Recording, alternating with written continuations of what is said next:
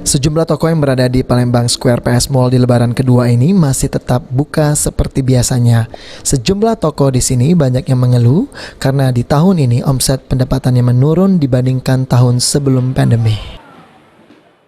Pemirsa, di masa pandemi tahun lalu 2020 tentunya ada begitu banyak sektor yang terpuruk. Apalagi pada saat Lebaran tahun lalu ada banyak orang yang tidak bisa menikmati atau mengais rezeki.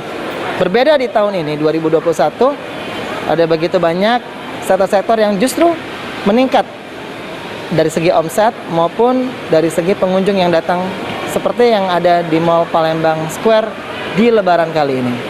Seperti apa? Mari ikuti reportase kami.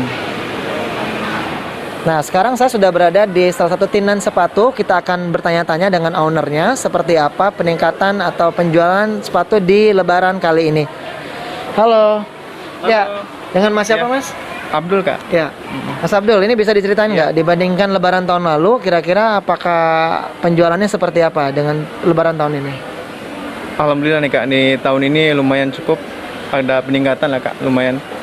Ya, Dan juga sih ngaruh juga sih di THR mungkin, Kak. Oh, gitu. Dibandingkan ke tahun kemarin itu sangat jauh sekali lah.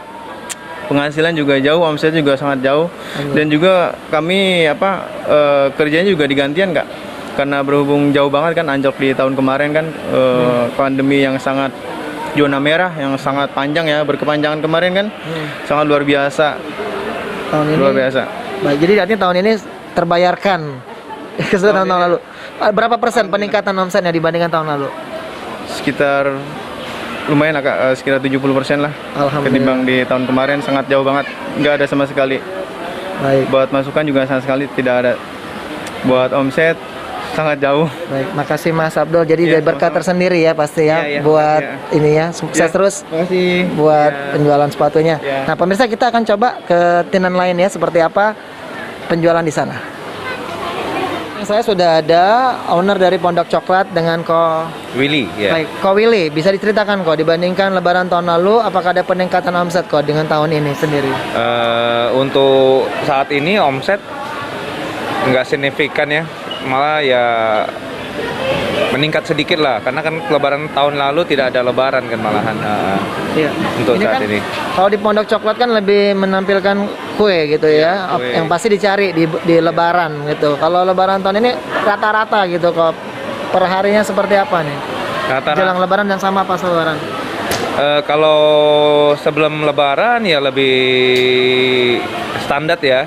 Kalau untuk Lebaran sendiri juga nggak signifikan karena masih kondisi pandemi ini juga sih sebenarnya. Oke. Tapi tidak terlalu berpengaruh seperti tahun lalu.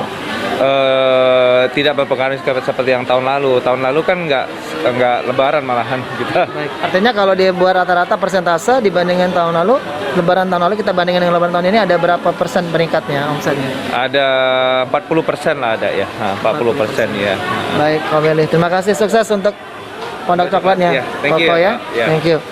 Nah, pemirsa, artinya semua sektor ini di Lebaran kali ini memberikan berkat tersendiri bagi semua produk.